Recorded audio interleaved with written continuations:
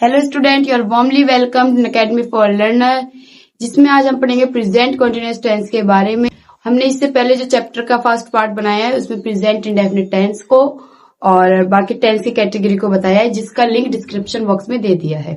तब हम स्टार्ट करते हैं अपनी वीडियो को। तो देखिए, प्रेजेंट कंटीन्यूअस टेंस में जो कार्य है वो हमेशा वर्तमान समय में जारी रहेगा, यानी कि जो आपका वर्क आप करोगे वो लगातार चलता रहेगा।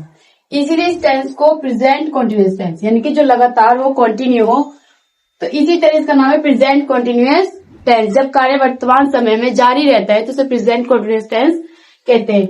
हिंदी में बोलते हैं इसे अपूर्ण वर्तमान काल, यानी कि इसका जो कार्य है वो पूरा नहीं हुआ है, यानी कि अधूरा है और कार्य जारी है। तो हम स्टार्ट करेंगे। देखिए, प्रेजेंट कंटीन्यूअस टेंस को प्रेजेंट प्रोग्रेसिव भी कहते हैं, ठीक है। यानी कि प्रेजेंट कंटीन्यूअस टेंस जो है आप उसे प्रेजेंट प्रोग्रेसिव भी कह सकते हैं।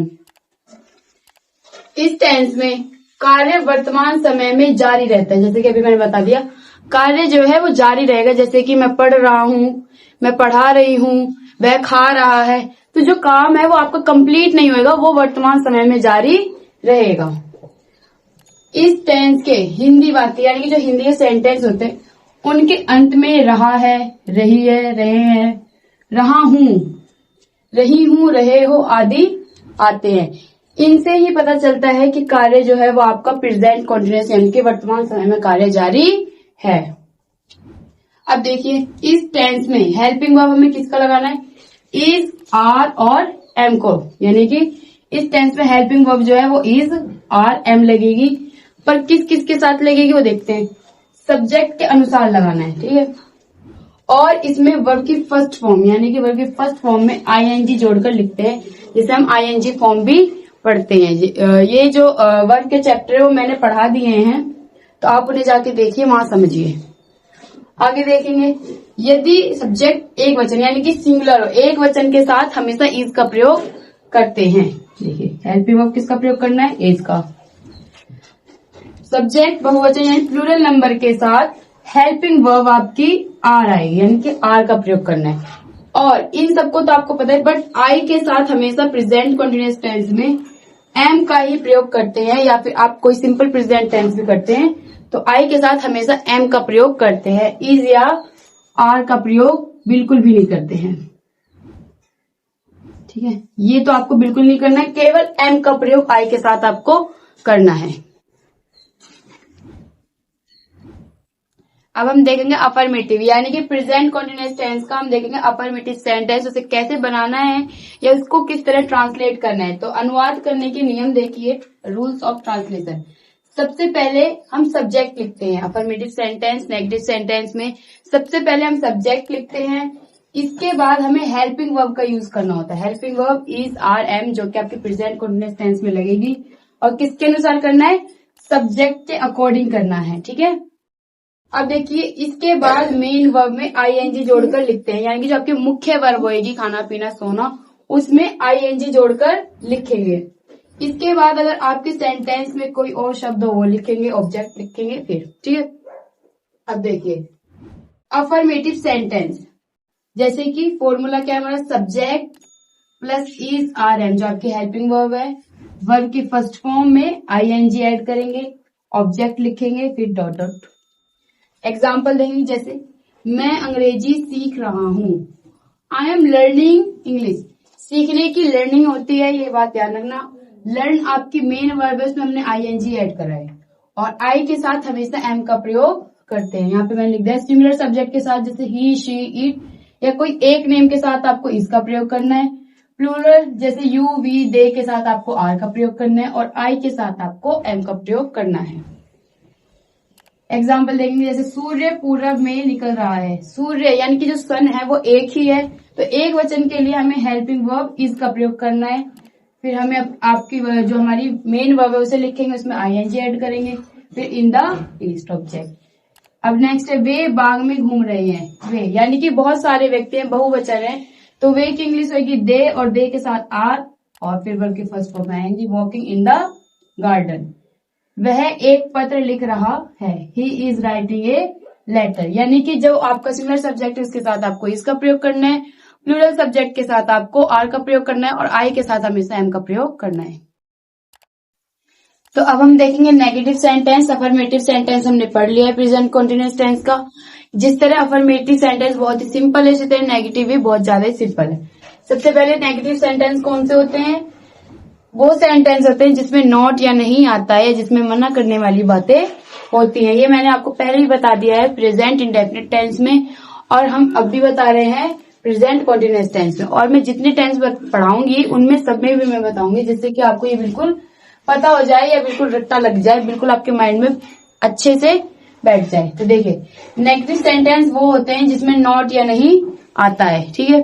अब इसे बनाना कैसे? सबसे पहले हम सब्जेक्ट लिखते हैं, फिर आपकी हेल्पिंग वर्ब, कंटीन्यूअस की इज आर एम, फिर नॉट आएगा, फिर मेन वर्ब के साथ आईएनजी ऐड करना है, फिर ऑब्जेक्ट और डॉट डॉट अदर जो है भी है। ठीक है, जैसे एग्जांपल, वह पढ़ नहीं रहा है। सबसे पहले हमने सब्जेक्ट लिखा ही इज नॉट स्टडिंग, वह पढ़ नहीं रहा है। वे पतंग नहीं उड़ा रहे हैं, यहाँ पे बहुत सारे लोगों की बात हो रही है, तो they are not flying the kite, वे पतंग नहीं उड़ा रहे हैं। किसान खेत जोत रहे हैं, यानी कि जो फार्मर्स हैं वो क्या कर रहे हैं? Are not ploughing the field, खेत नहीं जोत रहे हैं। इसी तरह आपके नेगेटिव के सारे सेंटेंसेस बनेंगे, बस आपको हेल्पिंग वर्ब या मेन वर्ब से पहले आपको नोट लेकर आना है। तो हम देखेंगे इंटेरोगेटिव सेंटेंस, यानी कि इंटेरोगेटिव सेंटेंस 2 टाइप्स के होते हैं और ये इन्हें कैसे बनाते हैं वो देखेंगे।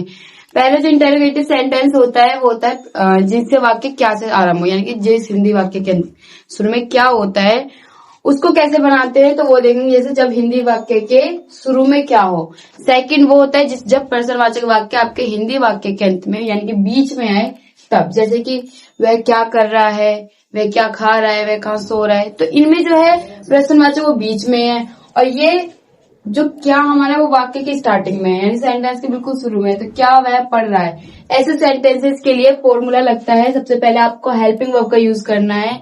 इन टेंस में आपको क्या की अंग्रेजी वर्ड का प्रयोग नहीं करना है, यानी कि क्यों नहीं करना है? क्योंकि ये वाले सेंटेंसेस जो होते हैं इनका उत्तर आप यस और नो में दे सकते हो, या फिर आप यस भी कह सकते हो और नो भी।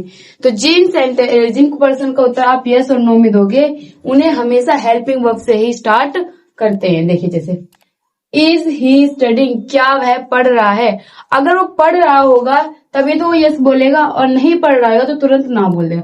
यानी कि इन क्वेश्चन के आंसर को आप यस और नो में बता सकते हैं। तो जब आप जिन क्वेश्चन के आंसर को यस और नो में बता सकते हैं उनके लिए आपको ट्रांसलेट करने के लिए फॉर्मूला ये लगाना है। सबसे पहले आपको टेंस की हेल्पिंग वर्ब का यूज करना है, यानी कि जो भी टेंस है, प्रेजेंट कॉन्टिन्यूअस है, प्रेजेंट परफेक्ट है, प्रेजेंट इंडेफिनिट है, उन सभी के लिए सबसे पहले आपको उनकी हेल्पिंग वर्ब लगानी है। फिर आपको सब्जेक्ट लिखना है जो करता होता है, यानी कि जो काम करता है या जिसके बारे में कार्य बताया जाता है। फिर आपको वर्ब लिखनी है, यानी कि मेन वर्ब लिखनी है कि वो कर क्या रहा है। और फिर उसके बाद जो प्रेजेंट कॉन्टिन्यूअस टेंस होता है उसमें वर्ब के फर्स्ट फॉर्म में आईएनजी ऐड करते हैं। फिर आपको अदर ऑब्जेक्ट लिखना है, फिर जो भी आपका डे वगैरह आता है वो लिखें और क्वेश्चन मार्क जरूर लगाएं इंटेरोगेटिव सेंटेंस में। तब एग्जांपल देखेंगे, जैसे क्या वह पढ़ रहा है, इज ही स्टडिंग। अब ये अगर वो बच्चा पढ़ रहा होगा तो तुरंत कह रहे हैं यस आई एम स्टडिंग। अगर वो नहीं पढ़ रहा हो तो वो क्या कहेगा, आई एम नॉट स्टडिंग, या फिर नो या यस में भी वो अपने उत्तर को कंप्लीट कर देगा। अब नेक्स्ट देखें, क्या तुम उसे पीट रहे हो, आर यू बीटिंग हिम।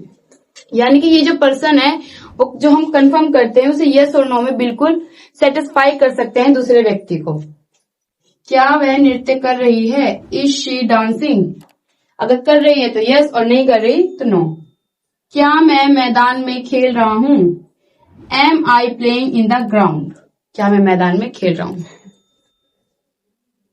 अब हम देखेंगे इंटेरोगेटिव का सेकंड, यानी कि सेकंड रूल जो हमें कैसे बनाना है या किस तरह से इंटेरोगेटिव को, यानी कि जो आपके जिन वाक्यों के बीच में पर्सन आ जाए तो आपको उसे कैसे ट्रांसलेट करोगे।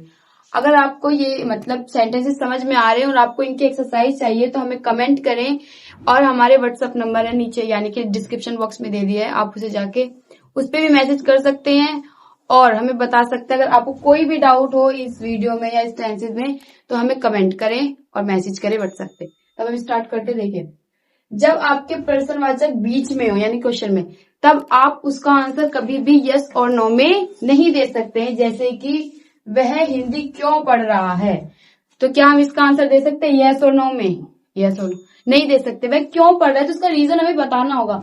तो जब वाक्य के बीच में क्या वो पर्सन हो, यानी क्वेश्चन पूछा जाए, जैसे कि ये क्यों ये बीच में है, कहाँ, ये भी, कैसे, यानी कि बीच में हो तब हमें कैसे बनाना है? तब सबसे पहले हम क्वेश्चन वर्ड, यानी कि जो आपका क्वेश्चन वर्ड हो या जिसे आप WH फैमिली कहते हो, उन्हें हम सेंटेंसेस में सबसे पहले लिखते हैं। उसके बाद आपको इज आर है हमेशा सब्जेक्ट के अकॉर्डिंग लगानी है। सब्जेक्ट आपका सिंगुलर है कि प्लूरल है या आई है, तो उसके अकॉर्डिंग ही आपको हेल्पिंग वर्ब का प्रयोग करना है। फिर आपको सब्जेक्ट लिखना है, वर्ब की फर्स्ट फॉर्म ING ऐड करनी है, ऑब्जेक्ट और अदर जो भी है, फिर उसका क्वेश्चन मार्क अवश्य कर। आगे देखिए, जैसे वह हिंदी क्यों पढ़ रहा है। अब इसका वो उसे कारण बताना पड़ रहा है कि वो हिंदी क्यों पढ़ रहा है, क्या वो पेपर की तैयारी कर रहा है या उसे अच्छा लगता है। तो जिस पर्सन का आंसर आप यस और नो में नहीं दे सकते हैं, उन्हें हमेशा किस तरह बनाना चाहिए, यानी कि सबसे पहले क्वेश्चन वर्ड लिखना चाहिए, फिर आपको हेल्पिंग वर्ब, फिर सब्जेक्ट, फिर मेन वर्ब, उसके बाद ऑब्जेक्ट और उसके बाद आपको जो अदर आता है फिर क्वेश्चन। देखिए, तो यानी कि वह हिंदी क्यों पढ़ रहा है, तो इसमें हमारा क्वेश्चन है क्यों, और क्यों के लिए इंग्लिश क्या होती है वाई। वाई लगाएंगे। अब एक व्यक्ति पढ़ रहा है तो हम हेल्पिंग वर्ब इज का प्रयोग करेंगे। ही रीडिंग हिंदी, यानी कि वह अंग्रेजी या हिंदी क्यों पढ़ रहा है, तो why is he reading Hindi. अब देखो, आप कहाँ जा रहे हो, तो पर्सन क्या है, कहाँ जाना। तो कहाँ जाना आप ये नहीं कह सकते नो नहीं, या फिर आप ये नहीं कह सकते यस। आपको वो बताना पड़ेगा कि मैं दिल्ली जा रहा हूँ, मैं यहीं पास में जा रहा हूँ। तो जिस आंसर का उत्तर आप यस और नो में नहीं दे सकते, उन्हें हमेशा, मैं बता रही हूँ बार बार, कि आपको क्वेश्चन वर्ड से ही वो वाक्य स्टार्ट करना है ट्रांसलेट करते टाइम। जैसे वेयर आर यू गोइंग, आप कहाँ जा रहे हो। वह आपको कैसे पढ़ा रहा है, क्या आप इसका आंसर दे सकते हो यस और नो में? नहीं। अच्छा पढ़ाएगा तभी तो आप बोलोगे अच्छा पढ़ा रहा है, और गलत पढ़ाएगा तो आप बोलोगे गलत। तो how is he teaching you. तो अब हम देखेंगे नेगेटिव इंटेरोगेटिव सेंटेंस, यानी कि जब आपके प्रश्नवाचक वाक्य में नहीं भी आ रहा हो तब आप उस सेंटेंस को कैसे बनाएंगे उसे देखेंगे।